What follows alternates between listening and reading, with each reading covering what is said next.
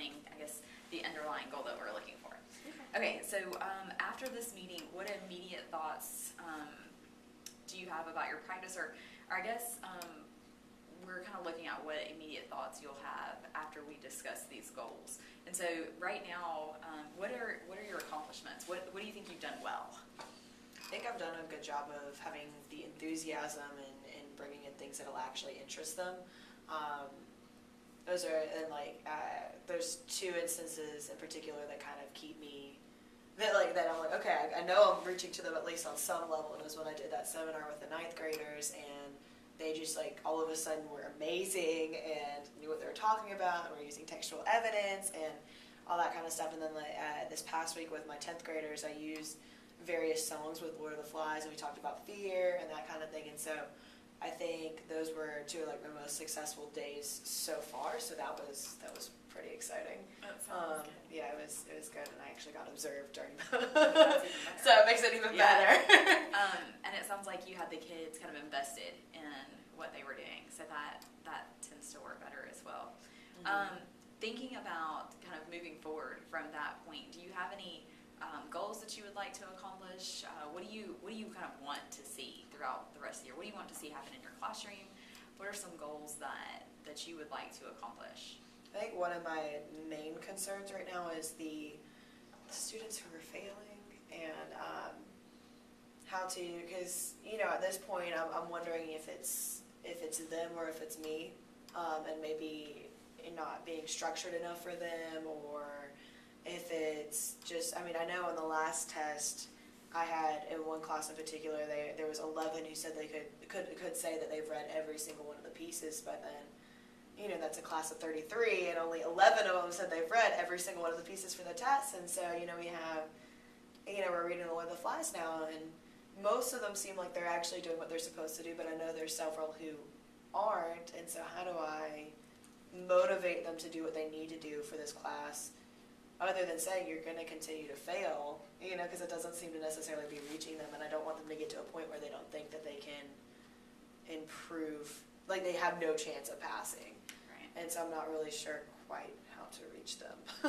Right. No, that makes perfect sense. And so if we're thinking about, I guess, things that we as teachers can influence, it sounds like maybe what I hear you saying is that some of the kids are reading, some of the kids are not reading. Mm-hmm. And so if we think about what we can do to influence them, it sounds like what you're saying is really how can you go about motivating them? Is that what you're saying? Yeah, and how can I get them to actually want to be successful, because some of them at this point they're like, this is too hard, and they just and they leave it there, and that doesn't, it's a weird balance of, you have to take the ownership over your work, and you can lead a horse to water, but you can't make them drink, and I keep telling them that, but at the same time there's, is there something that I can do to make them want it more? And I'm just not really quite sure what to do. Okay. All right, so motivation is kind of one thing you're looking at. Is there anything else that you can think of that you'd like to achieve? For my 10th grade honors class, I want to be able to give them a little bit more of a challenge, and I'm not really sure where to go with that either, because that class is a really wide range, and so some of them, like the pace that we're going and the things that we're doing are benefiting them because they have that. But I have a couple who, we're reading Lord of the Flies, and we're through chapter 5 as of the end of last week, and they've already read almost the entire book. And so when I'm giving them days to read in class, these few that have read everything, they're just sitting there, and what do I have to do? Like, how do I challenge them without them feeling like, okay, you're just giving me busy work now? And that goes for bringing up the rest of the class, I guess, is, differentiating in that way. So it sounds like being able to kind of differentiate instruction to offer a challenging environment to everybody who's in here, because sometimes those classes are kind of extreme differences. Anything else? Teaching grammar was my other one. That's my other main one, just because it's something that I know how to do, and I know it looks wrong when it is wrong. But as far as teaching it goes and everything, and they know all these, there's one class in particular that knows all these like little acronyms and things that help them, like WUGA, and I was like, what's a WUGA? And they're like, wait, you don't know this? And I was like, no, I don't. And so, teaching it and actually having it be effective, because I put it on my weekly quizzes in my 10th grade, and all the questions that I put on are exactly what we did in class. So you'd think you'd be able to do it, and I don't know if I'm teaching it well enough, or if I know it well Right. enough to be able to be teaching it, and just kind of pushing through until we can kind of get somewhere where we're both getting it. Yeah. So it sounds like teaching grammar maybe effectively Yeah. and confidently. Yeah, as confidently well. is a big part of it. Okay.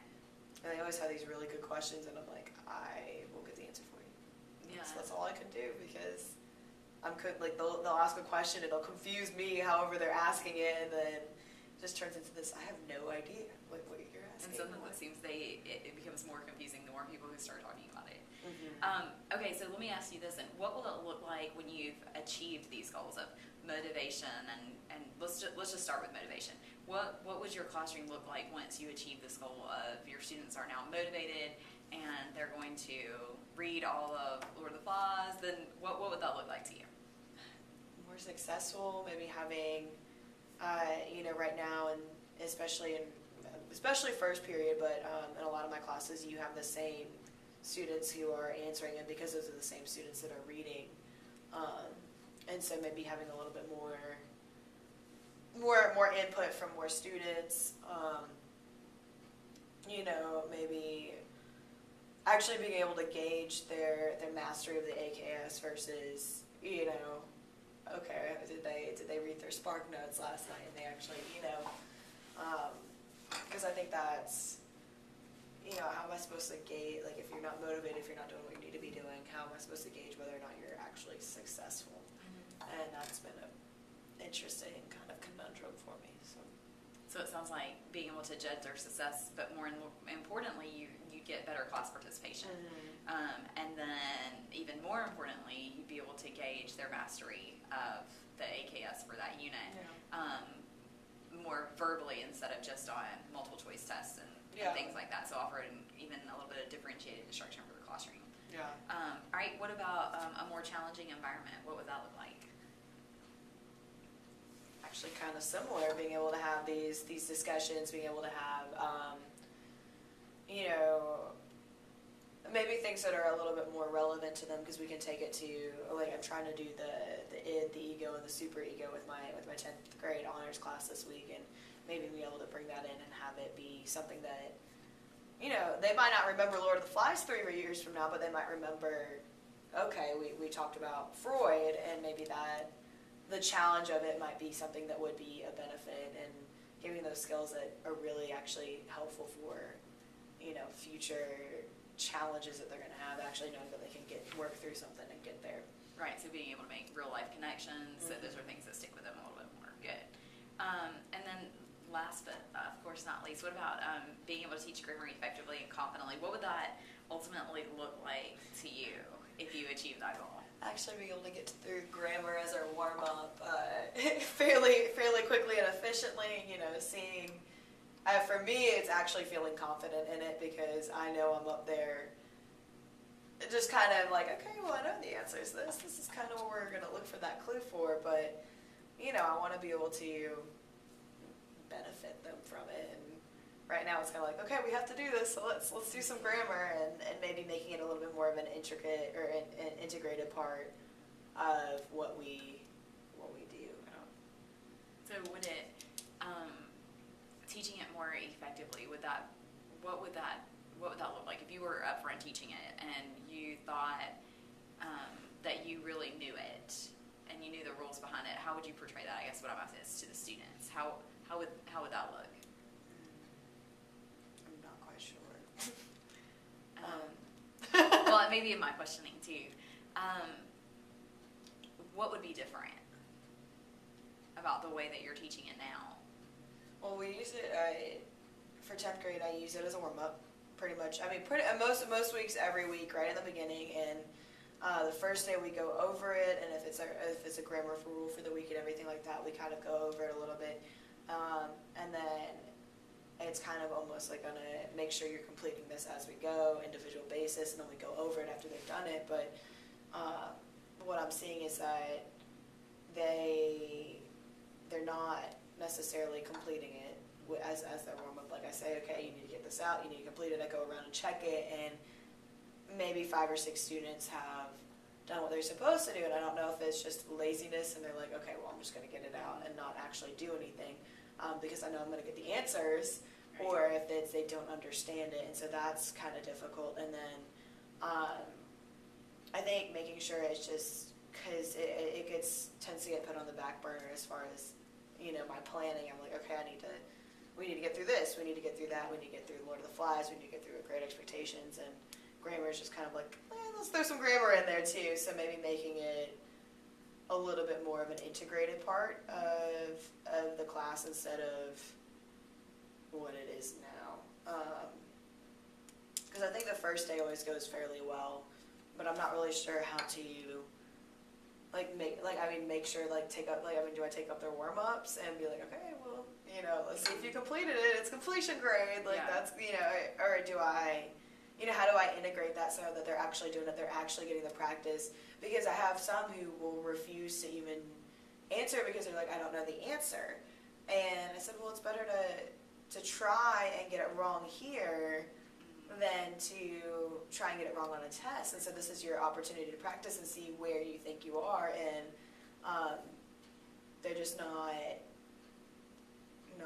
I don't know if it's just don't want to do it. Like, maybe they think they know all these grammar rules, or I don't quite know what's going through their mind as far as when we do it. So. Okay.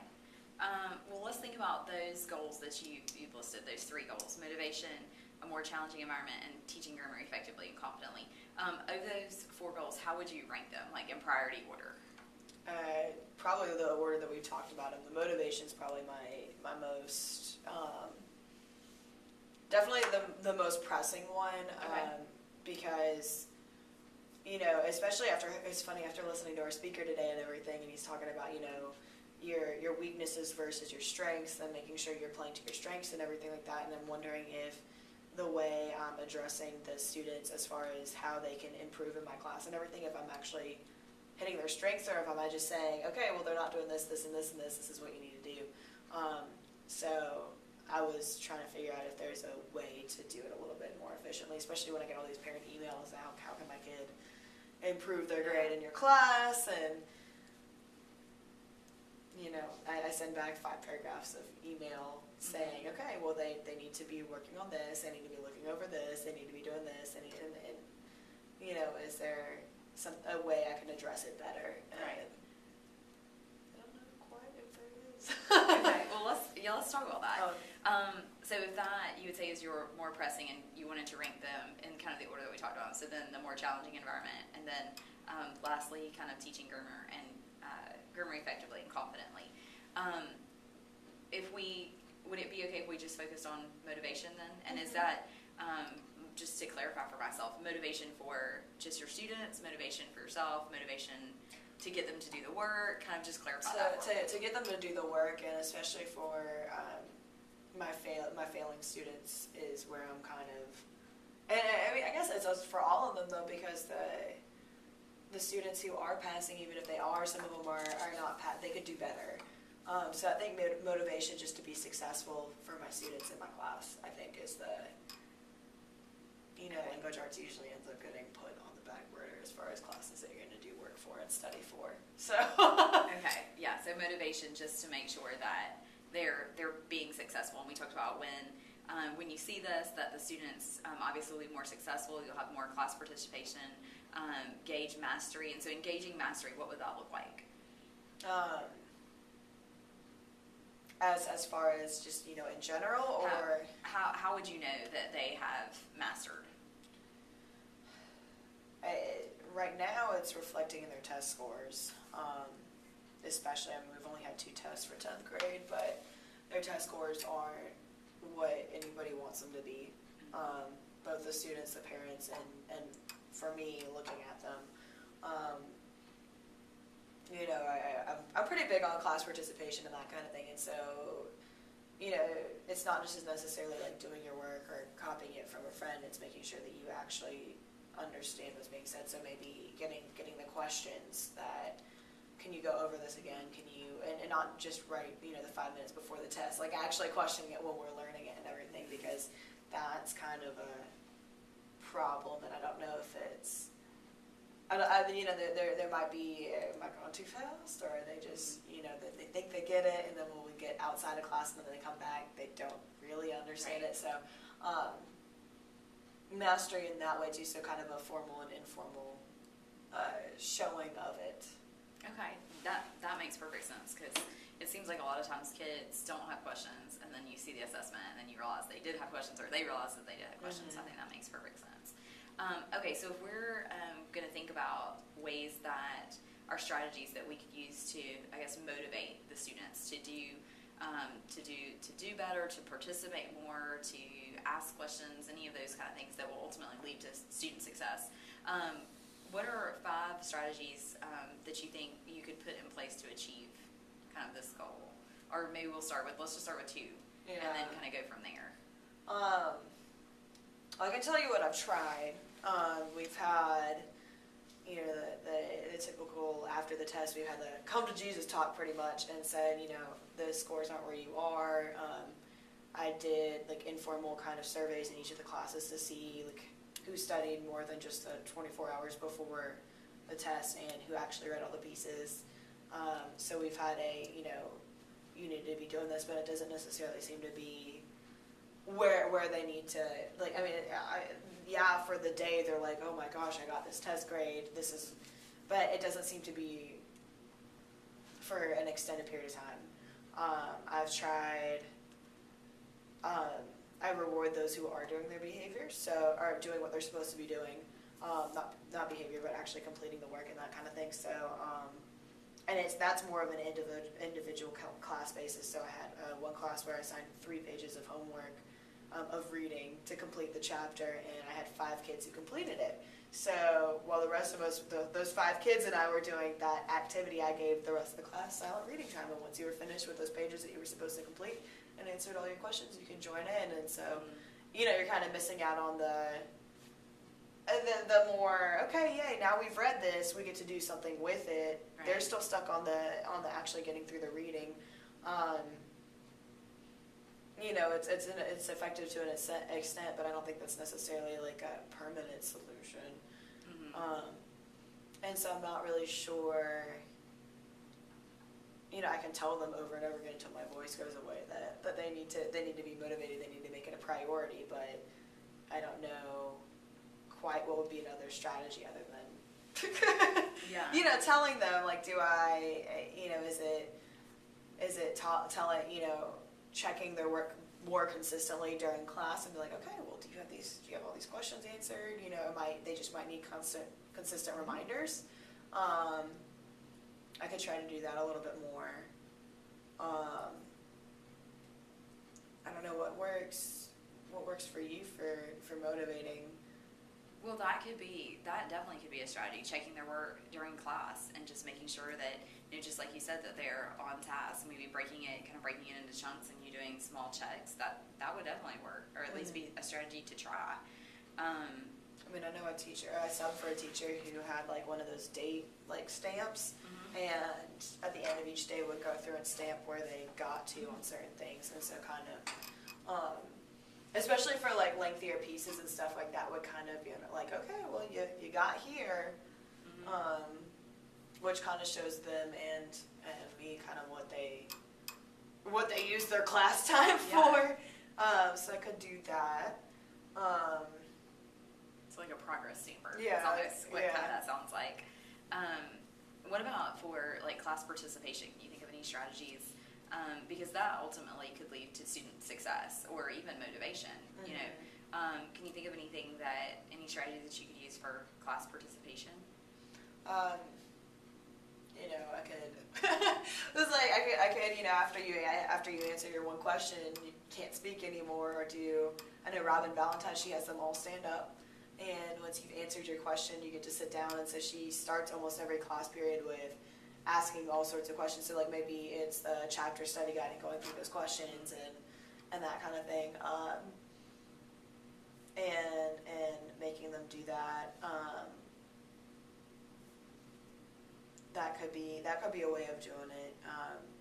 I don't know. That's not something necessarily that I'd want to do every single day, though. Mm-hmm. So then it's, on a daily basis, how do because I have a tendency to call the same kids because they answer the questions. I have called on individual kids and kind of put them on the spot. Which, there's pros and cons to calling them out a little bit. Trying to think of how else to do it. Well, what about more of that, like calling on the same students?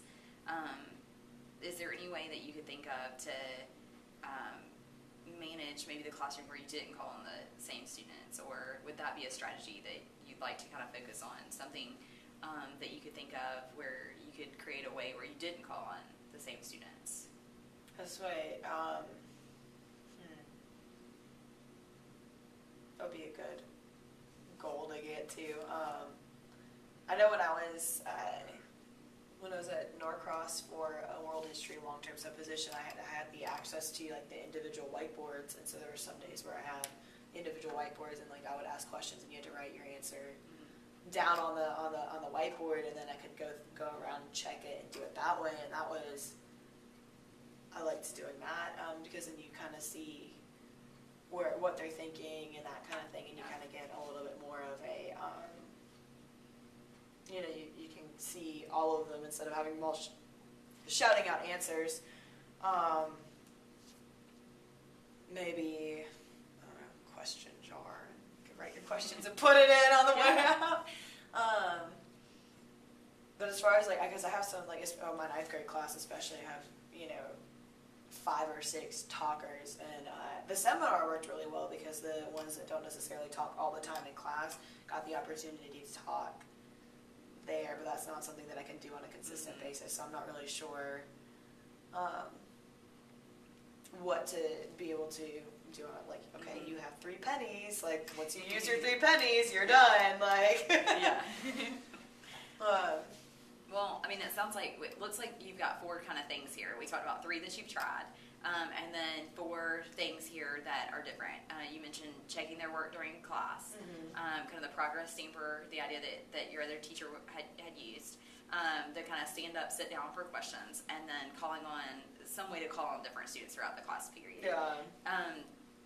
Is there anything, or let me ask you this, what is your upcoming instruction? What does it look like where you could try to implement these strategies? Is there something that you're doing, or a unit that you're starting, or a unit that you're in the middle of where you can think about trying to implement some of these strategies? See, we've got, with my 10th graders, there's a majority of my classes, so the next couple weeks are finishing up Lord of the Flies and everything like that, so I think this would be more for next week than this week, just because I'm not going to be here most of this week. Yeah. I guess I could, if I get the little stamp thing and everything, I could go through and see The where special ed department meeting will begin in C36 at this time. The see special where ed they are department with the study meeting guides and will stuff like begin that, at 'cause I this am time thinking of the study in guides, but I think they're kind of, C36. or I could do a middle of Lord of the Flies. Let me check and see where you've gotten on your study guides. I could do that because it's we're through chapter 6 and there's 12 chapters, so that might be do a check on tomorrow and see kind of where you are and where you need to be, and because I know some of them are going to wait till the night before the test to complete these study guides, and it's not going to be beneficial to you. Right. So I could do a check that way, or do the progress note stamps. Let's see, stand up, sit down. I might do that with some of my CB classes this week and just make sure that that's something that I can do on a fairly consistent basis, right, and make sure you're understanding what we've been reading and where we're going. So that would be like a start of the class thing, maybe. Right. And calling on different students might be. I've done it a couple times. I've just told individual students, I'm like, okay, I'm gonna give you a break, and yeah, you just sit back, and even if right, you know the answer, don't worry about it too much. And I was like, let's see if the rest of the class can answer the questions. Whenever I bring candy into the mix, they seem to. It seems to be a quick motivator. It's a quick motivator to everybody wants to answer the question. The yeah, standing up and sitting down worked really well. I did it with one class this past week, just to see if they actually did what they were supposed to do, and no one wants to stand, so they're yeah, all ready to sit down. Right. So that worked pretty well, and maybe just using a combination of things. And because I think right now what I'm doing is I'm saying, okay, I'm going to take up all these packets before, like, on the day of your test for these study guides, and I don't know if that's, for me, that would have been enough motivation when I was a student, but I don't think it's motivating them enough to.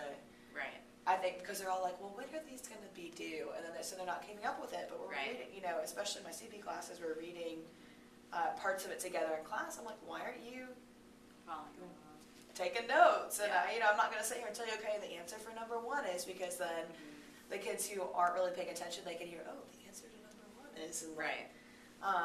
So maybe just getting better on like consistently checking might be a good way of kind of implementing that. That makes sense. Okay, so into next week, are you finishing up Lord of the Flies? Is that what you said? Or? Yeah, we've got the test is going to be the 30th. Okay. And then we're going to start watching a movie on the 31st. And so, like this week they need to get through chapter 8, and then next week we're getting through chapter 11, and then the week of the test we're going to do chapter 12 Monday and Tuesday, I think, is what's going to kind of happen. Ninth grade, they've kind of this next week is kind of, you need to finish Lord of the Flies. So I think what I'm going to do is I'm going to give them a pop quiz on Monday, to be honest, and see if they've completed it might just be over the last 10 chapters. It's probably going to be open note and multiple choice recall. Did you do what you were supposed to do, kind of thing. Right. And do that on a Monday when I get back. And then I'm evaluating them in a different way. Instead of just giving a multiple choice test, I'm giving this written test, which is going to be gateway and stuff like that. And I think it's really assessing more of the skills that we've been working on, because we've been working a lot with textual evidence and textual evidence and getting a little bit deeper into it and being able to say, well, if you look at this page, then you can see this and everything like that. So I think that's going to fit a little bit better with what we've been doing. And so, that pretty much takes up the rest of the month, because that's going to take about 5 days to do that test. Right. And then we're just going to watch the movie afterwards. So they might be, I might have to look more for the mythology unit, which I don't really quite know what I'm doing for that yet. Okay. But as far as like finding different checks and stuff like that. Okay, for your 9th graders. Mm-hmm. Okay, what could we say, or what could you say is a timeline for accomplishing, let's say, this goal of at least trying to implement these strategies and seeing if there is a way that we can increase the motivation for the students who are in your class? I would just, okay, by this day I'm going to do this. Yeah, just like a timeline. Like, can we say we'll try these strategies within a month? Can we say we try these strategies within a couple of weeks? I don't know, what works for you? For my 10th grade, I think it would benefit them to do it within the next couple of weeks. So by the end of the month, I'll probably have at least some of these. And then 9th grade, I think they're motivated for the most part. So I'm not too. It's really more my 10th grade that I'm worried about the motivation and the ones who are failing and that kind of thing. So I'm not too worried about my 9th grade as far as that goes. Okay, so more focusing on this and really in your 10th grade class, it sounds like. Okay, who will or can I or assist you in realizing your goal? You can assist me. I would be more than happy to. Come assist me. All right. And then I guess as we kind of think about this conversation, as we reflect on this conversation now, and as we leave, what do you kind of see yourself celebrating, or in the next month, next 2 months, let's say the end of the semester, as we draw to a close, what would be something that you would celebrate, maybe based on the achievement of this goal? Well, what I told my 10th graders and everything that my goal was that they improved from the first test to the next test. So, looking at improvement from the Unit 2 test to the Unit 3 test. And then, 3 to 4 and that kind of thing, and kind of seeing a progression is what, because I can't expect them to jump from failing students to A students, but even if you improved from, a 65 to a 70, that's what I'm kind of looking for and hoping that they have that kind of growth, because I don't expect them to all of a sudden be, a star student, I'm getting everything completely right, completely right all the time. So, that's kind of what I think I celebrated, or will be celebrating, hopefully, is improving from where we are, where we were at with the Unit 2 test Right. 2, where we'll be with a 3, and then Unit 4 as well, so more like the final, but Okay. seeing that. Sorry, so if I hear you correctly, we're looking at data, obviously, which is important. And the success of the students will be shown through the improvement from one unit test to the next unit test, and hopefully to the next unit test, and so forth and so on. All right, that makes perfect sense. So can we plan to set up a time where we can kind of just go over where I see, I guess, your stage of concern as far as your classroom and motivating your students and things like that. And then in that next meeting that we set up, we can talk about a time that I could come into your classroom and really see a self-monitoring kind of a view, as well as me helping you look for the things that you wanted to use as strategies, and then for us to discuss that. Okay. So, I mean, like I said, this week's probably not very good to come in. Okay. Yeah, no, that is fine. But sometime I'll let you know kind of once I have a better idea of what we're going to be doing next week. Okay. As far as maybe what I plan to use strategies and see if they're effective and everything like that. Okay. And we can. So sometime next week will work. Okay, so can we say that maybe let's say by Thursday of this week, you can send me an email, or by Friday at the latest, if you'll just send me an email, just to let us know what day, because we'll need to meet before I come in, so that way we both know what you want me to look for kind of throughout the classroom. Okay. That way it's kind of an effective observation too, and we'll have some check marks and things to look at as far as the strategies go. Okay. So if you'll just send me, if you'll just send me an email, letting me know what day you want me to come in, and then we'll just plan on meeting, if it's okay with you, the day before that, so that we Okay. can decide what really it is that you want me to look for when I'm in your classroom. Yes. Hopefully I have an idea about Wednesday, to be honest, because I'm not checking my email while I'm in Florida. Okay, yeah. Nope, I don't blame you. All right, that That sounds works. good. Well, thank you very much. No problem.